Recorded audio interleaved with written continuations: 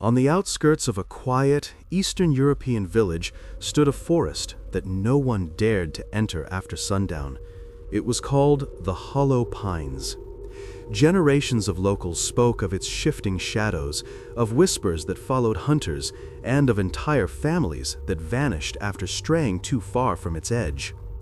Children were warned never to cross the mossy stone markers that ringed the forest.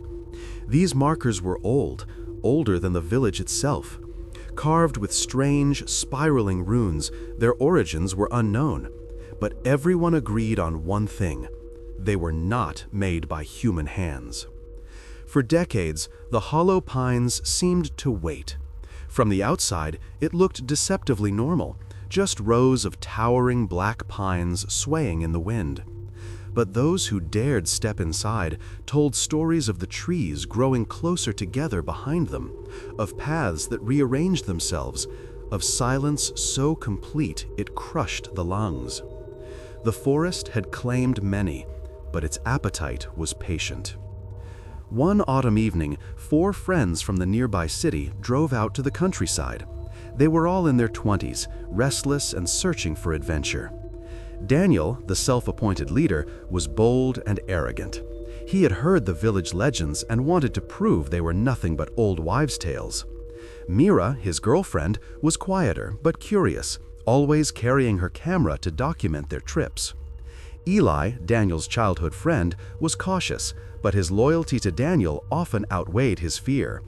Sasha, Mira's cousin, had grown up hearing the old stories about the Hollow Pines. She begged them not to go inside. "You don't understand," Sasha whispered as their car pulled up near the stone markers. "It's not just a story. My grandmother said the forest takes people. They walk in and it rearranges itself so they can never walk out." Daniel only laughed. "Then tonight, we'll prove her wrong. We'll go in, take some photos, and come back out. Simple." Sasha refused to cross the markers, but the others, Daniel, Mira, and Eli, stepped inside. That was the last time the village saw them alive. At first, it was almost beautiful. The pines stood impossibly tall, their trunks black against the silver moonlight. Fog coiled low to the ground, glowing faintly as if lit from within. Mira snapped photos eagerly, her flash breaking the unnatural stillness. But within minutes, Eli realized something was wrong. "I can't hear the wind anymore," he muttered. Indeed, though the treetops swayed, the air was utterly still. No rustle of leaves, no chirping insects, no sound of distant animals. It was as if the forest held its breath, listening. "Relax," Daniel said. "You're just spooked."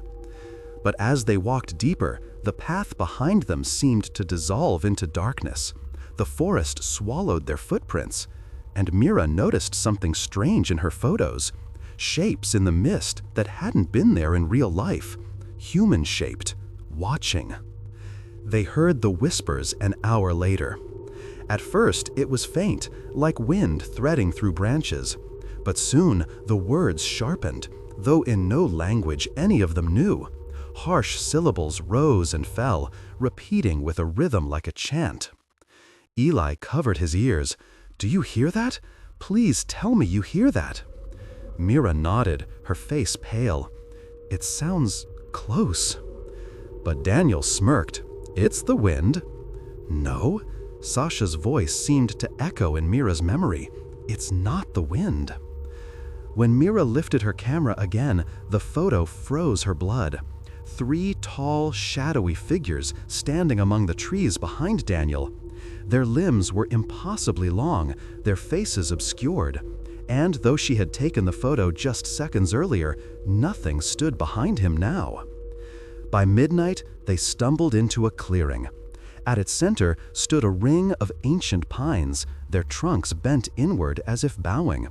The ground was littered with bones, animal bones, and something else, something disturbingly human.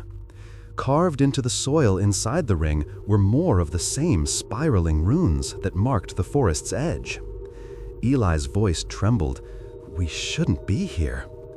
But Daniel stepped forward, standing at the center of the circle. This is it. This is where the stories come from. Probably some pagan ritual site. Imagine the photos. The moment he said it, the whispers grew louder. The trees creaked as though leaning closer, and Mira's camera, without her touching it, clicked. When she checked the photo, her stomach dropped. It showed the three of them, Daniel, Eli, and Mira, standing in the circle. But in the photo, their faces weren't their own. They were hollow, gaping voids. They tried to leave then. Panic overcame curiosity. But no matter which direction they ran, the forest led them back to the same clearing. "We're going in circles," Eli shouted, his voice cracked. Mira checked her phone, no signal. The screen glitched, displaying fragments of words. Stay, mine, hunger. Daniel finally looked shaken. Okay, maybe there's something here, but there has to be a way out. The whispers now seemed to speak directly into their skulls. Sometimes they sounded like their own voices, mocking them. Other times, like loved ones calling for help. Mira swore she heard Sasha crying somewhere in the distance, though Sasha had never crossed into the forest. At 3 a.m., the forest grew impatient.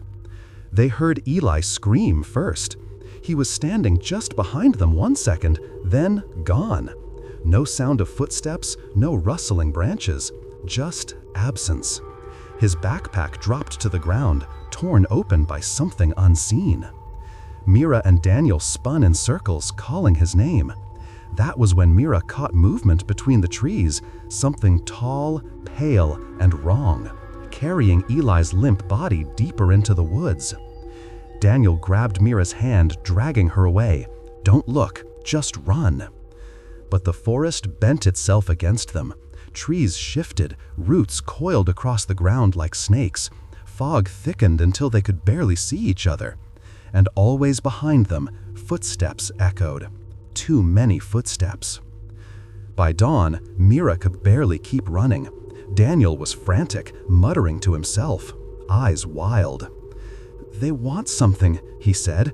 "If we give it, maybe they'll let us go." Mira's stomach turned. "What are you talking about?" But she knew. His eyes told her. He meant her. Before he could act, the forest made its choice. The ground split open beneath Daniel's feet, roots whipping around his body, dragging him into the soil. He screamed until the earth swallowed him whole, leaving nothing but silence. Mira was alone. Part 9. The last photograph. The forest was quiet now. Too quiet. Mira staggered forward, clutching her camera like a lifeline. She couldn't tell if hours passed or days. Her mind frayed with exhaustion, fear, and the weight of the whispers that never stopped. Finally, she stumbled back into the clearing with the ring of pines. Something waited for her there. The figures. They stood taller than the trees themselves, faceless, their hollow heads tilted toward her. With trembling hands, Mira lifted her camera. The flash burst once, illuminating them. And then she was gone. The camera was found weeks later, lying outside the forest near the stone markers. Its memory card held only one image: the clearing, the bent trees, and dozens of hollow figures standing among them. At the center of the photo, Mira stared back at the lens, her eyes black voids, her mouth stretched too wide. To this day, the hollow pines remain. The villagers never cross the markers. They say the forest is always hungry, always waiting. And sometimes, at night, flashes of light flicker deep among the trees, like the click of a camera. Click, click, click. And if you listen closely, you might hear the whispers.